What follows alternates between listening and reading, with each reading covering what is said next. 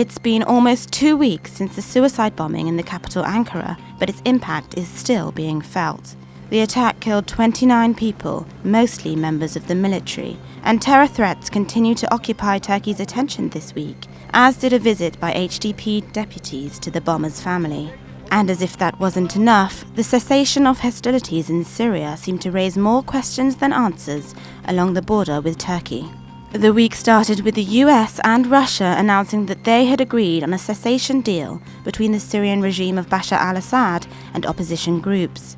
Two terror organizations, Daesh and al-Nusra Front, were excluded from the agreement, which began on February 27th. The Turkish President Recep Tayyip Erdogan welcomed the cessation of hostilities, but he also had his concerns. Esasen Daesh ve el-Nusra nasıl ateşkesin dışında tutuluyorsa, bunlar gibi bir terör örgütü olan PYD, YPG de ateşkesin kapsamı dışında olmalıdır. The Turkish president then called on Western countries to designate the PYD and YPG as terrorist organizations. Bu örgütün terör örgütü olduğunun kabulü için illa PKK-PYD'nin bombalarını Ankara'da değil de başka başkentlerde mi patlatması lazım? The Prime Minister echoed the concerns. Bizim için YPG aynen Daesh ve Nusra gibi bir terör örgütüdür. Bu ateşkeste YPG'ye böyle bir terör atıfı yok.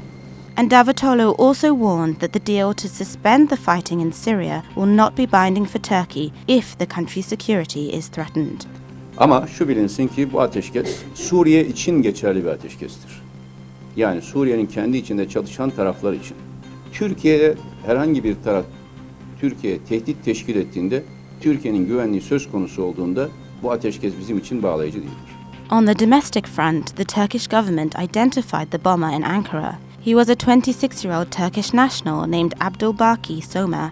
Security officials said he entered Turkey with fake Syrian documents. According to his father, Somer joined the PKK terror group when he was 16.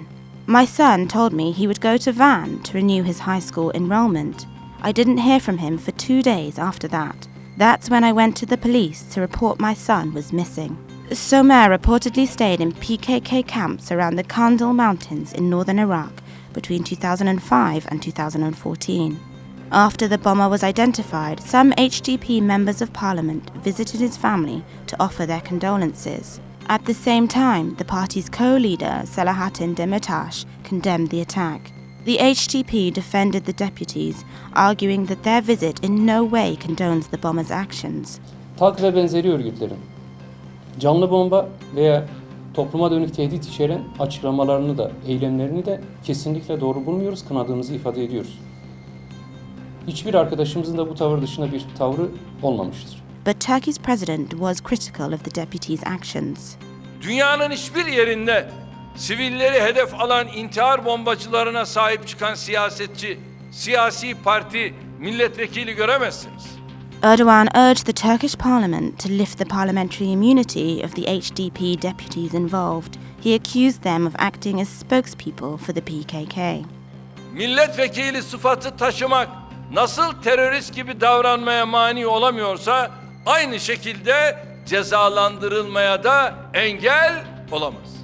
Domestic and international politics are expected to feature prominently in Turkey in the coming days and weeks. But if the deal for the cessation in hostilities in Syria holds, and Turkey's security isn't threatened, it will go a long way towards creating a greater sense of regional stability.